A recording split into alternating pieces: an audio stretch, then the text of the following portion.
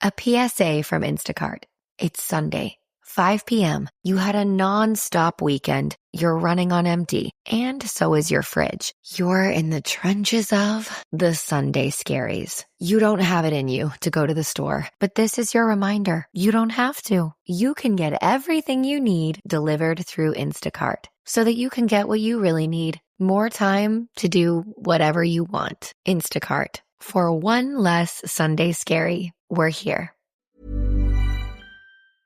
This episode is brought to you by Paranormal Playback, a new podcast where hosts Shar, Mel and Laura recap the spooky and entertaining world of paranormal reality TV. Each week they take a fresh look at popular shows like Ghost Adventures and Kindred Spirits, blending humour with insight as they pull apart what's happening on screen. The three of them are a mix of believers and skeptics, which makes for really fun conversations, sometimes leaning into mystery, other times asking the questions viewers might be thinking themselves. With their background in creative production, they know how these shows are put together, so they're great at pointing out the moments that feel real versus the ones that might be more for the cameras. And their segment, This Old Haunt, digs into the true crime side of paranormal investigations, separating fact from fiction. With Halloween coming up, it's the perfect time to add something spooky, funny and a little addictive to your playlist. For even more spooky, ghostly, paranormal content with a humorous spin, go check out Paranormal Playback.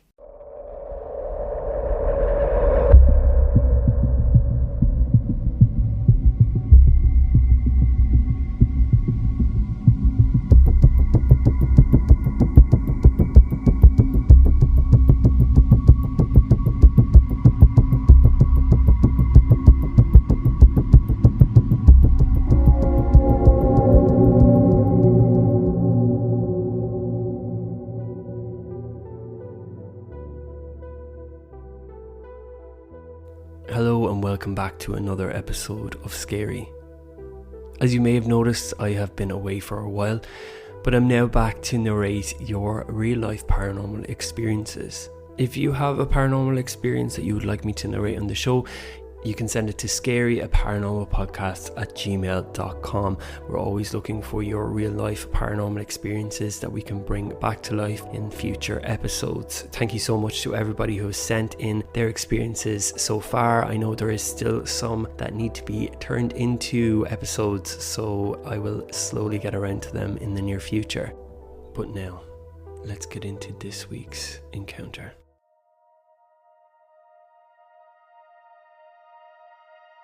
In 2007, I was living in a rented house with two housemates at the time, Paul and Laura. The house was in Cork City on a street called High Street. I was in college, and luckily rent prices back then were a lot cheaper than what they were nowadays. If I was in the same situation in college, I probably would be living in my parents' house. High Street is a mixture of small bungalows and two-storey buildings. Paul's uncle actually owned the house, so that's how we ended up living there. And I remember when we moved in noticing that a lot of the other neighbours were elderly couples. The house itself was very basic and the decor was very old. There was a brown, disgusting carpet in the sitting room that you would probably be better off taking it up and throwing it in a skip, because you would never be able to get the thing clean. Every bit of dirt would show up on it as well. The sofas were on their last legs. It was pretty cold in the winter. My room had a tiny single bed in it, and there was a patch of the wall that was covered in black mould. It's funny, when I think back, it didn't bother me in my 20s, and now that would really bother me when you're a bit older. Probably should have bothered me when I was in my 20s as well. But I suppose that kind of gives a general idea of what the house was like. It was very basic and on the borderline of being run down, some people would call. But it was livable. You could live there. In total, I was there for 2 years. The first year I lived there, I didn't experience anything weird at all. And Paul and Laura are the same. They said they didn't have any weird occurrences in the house. In the second year, that was a different story. In January of 2007, there was a massive leak in the backyard of the house. We woke up one morning and there was a whole patch of the yard that was just submerged in water, but it hadn't been raining, so we knew that something was after happening below, like a burst pipe or something weird happened. Told the landlord, and they ended up having to dig up part of the yard and fix it, correct it all. They were there for a couple of days. After that happened, that's when weird things started to happen in the house. Surprisingly for students, the three of us were pretty tidy. But there was a noticeable difference in things being left around the sitting room and the kitchen. As if you had like a messy housemate who was just leaving cups around or plates. And when I think back, I realised that these cups and plates actually weren't after being used. Like, you know, there wasn't crumbs on a plate, or it wasn't a cup of coffee or tea that had some of it in the bottom of it. They were empty, like taken from the cupboard and left dotted around the sitting room and kitchen.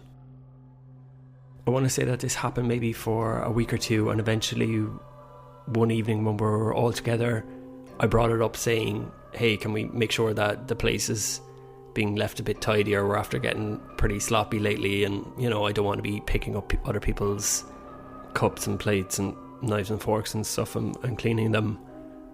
And they both said, hey, well, it's not me. And I was saying, well, it's definitely not me. It was clear that each of us was thinking that one of the other ones was doing that, was leaving this stuff lying around the place and being a bit sloppy.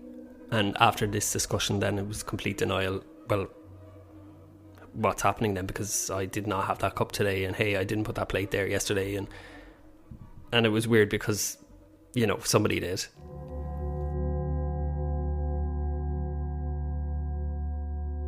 And I wouldn't never have thought of Paul or Laura to have like this telling white lies. I had known them a good while before I even moved into the house, so I knew what type of characters they were. It just didn't really make sense. Bizarre for them to be doing this and lying about it.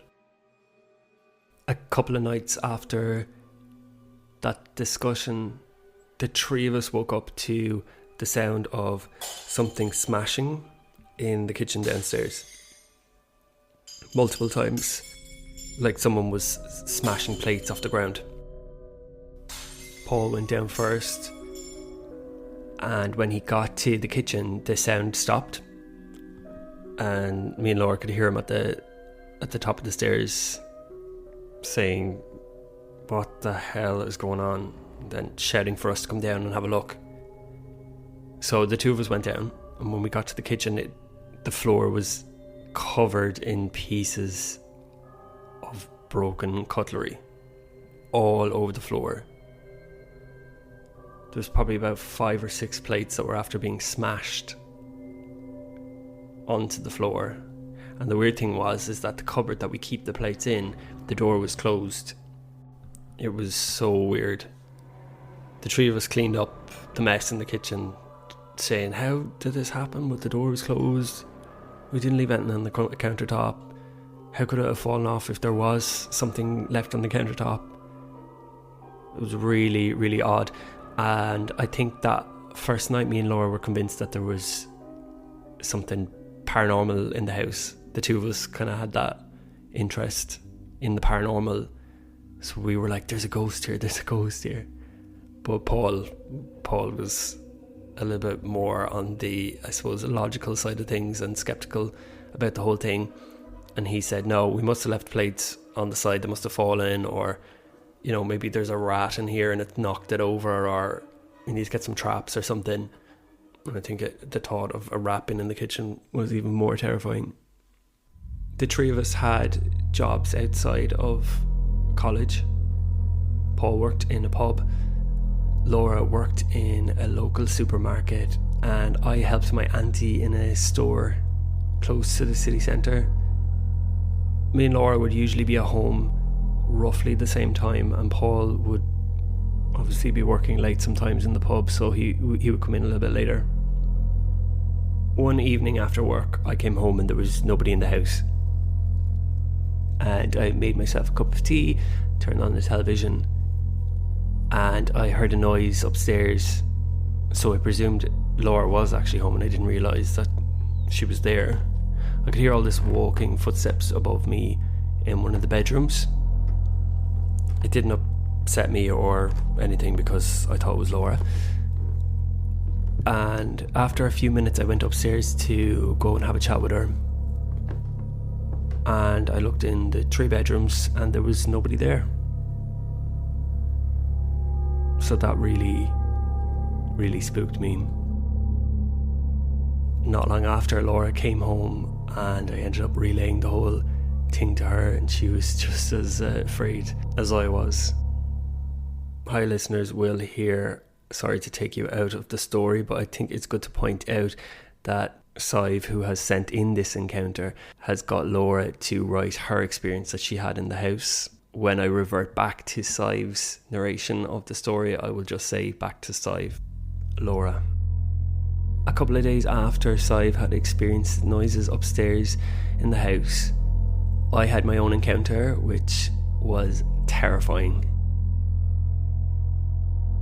I had gone to bed one night and woke up at around 2 or 3 in the morning to noises which I thought was Paul coming in from working his job in the pub. I quickly realised that these noises were actually coming from inside the room, and when I adjusted my eyes I could see the shape of somebody standing in my room by the window, just a silhouette of a man. This man was wearing what looked to be like a suit jacket and cap, which would be typical attire for an older Irish gentleman back in the day, really. I couldn't see his face, but it was very clear, his silhouette. You could see the ruffles in the arms of his jacket. I could see that one side of his cap was slightly tilted. I could see the shape of the pants that he was wearing. And even more unsettling is I could hear his breath. I could hear this laboured breathing. This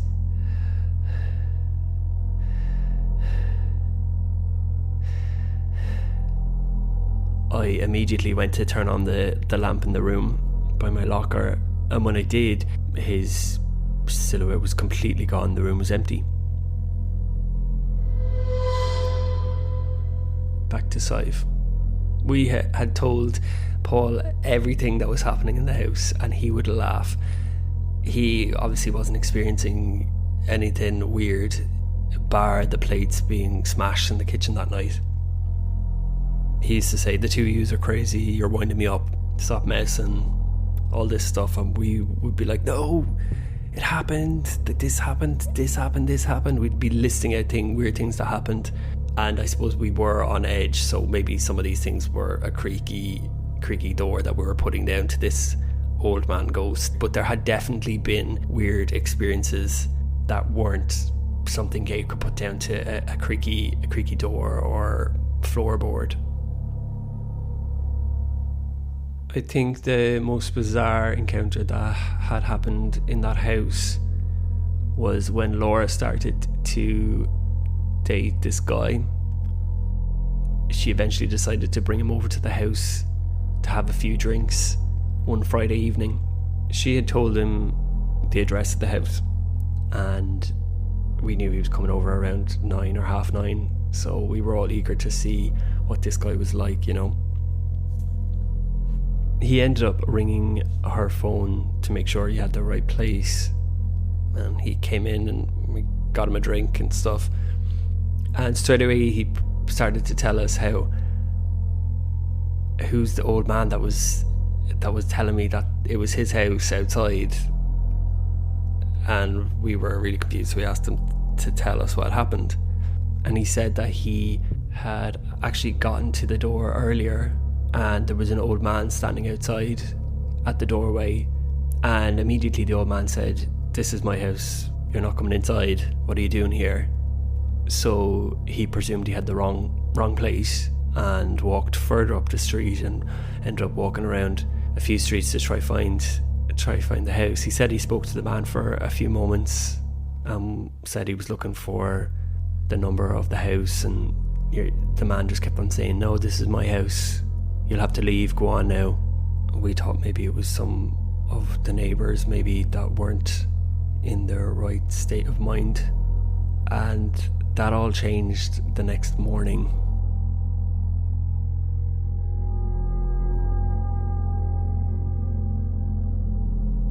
I left the house around 9:15, and when I was closing the door behind me, one of our neighbours was outside, and she immediately started into the story about how this street is really quiet and we don't want people who are on drugs and drinking coming to this street, and there's a lot of elderly couples here, and this long-winded story that I was waiting for her to get to the point about, because I hadn't a clue what she was talking about. We didn't make any noise last night, we just had a few drinks and we're chatting to this guy, so it wasn't as if we threw a party. Eventually she told me that she had gone to close the curtains in her sitting room when she noticed Laura's boyfriend standing outside conversing with nobody. She said that he must have been on drugs or drinking and that he was talking to nobody, and then that we had let him into the house and that we must all be on drugs or something. I stopped her and said, "Oh, he said that there was one of the neighbours or somebody was standing outside saying that it was his house and was directing him to go away, but I don't know who it was." And she very sternly said to me, "There was nobody there, I could see exactly what was happening, he was on his own and he was rambling, talking to himself, and we don't want that around here." I think she thought that I was covering for him in some way, so I just said to her, "Oh, no problem at all, that won't happen again," and ended up ringing Laura on my way to work to tell her the whole story. Not long after that, I ended up moving in with somebody who I was seeing at the time. When I think back now, yeah, the whole thing was really unsettling, and suppose didn't really get any answers of who this person was. We did ask the landlord and kind of told him about the weird things that happened, and he said, "Oh, that sounds like Michael that used to live here before, you wouldn't know, maybe he doesn't want to go, I'll have to start charging him rent too." And that was the end of the experience that we had in that house. Thank you to Sadhbh and also Laura for sending in your paranormal experience. I would love to know who is living in that house at the moment and if they're experiencing anything. There is something about older spirits that absolutely terrify me. I would actually prefer to witness a Bigfoot or something than I would to see an old spirit person. Thank you for listening to this week's episode. If you would like to support the show, you can do so by signing up to the show's Patreon, or even writing a review or telling a friend. It all helps greatly and helps me continue with the show. Thank you for bearing with me. Some of the listeners who are on the Facebook group linked in the episode show notes may have seen that I had mentioned that the show will be going forward in seasons, and that is what we will be doing. So each season will have 6 episodes, and this just helps me to get back into the swing of things and juggle full-time work doing this and all the other stresses that we all encounter in life.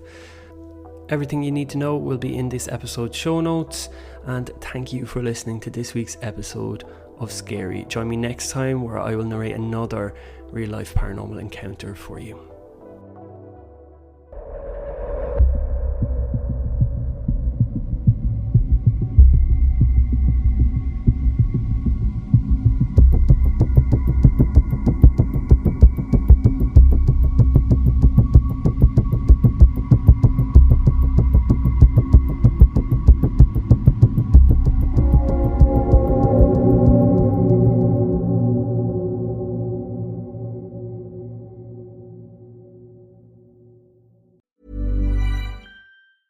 Dreaming of getting the all-new iPhone 17 Pro designed to be the most powerful iPhone ever? Then stay in bed and let a Boost Mobile expert deliver and set it up for you. Oh, actually, they will have to get up and open the door. Oh, right. Delivery available for select devices purchased at boostmobile.com. Terms apply.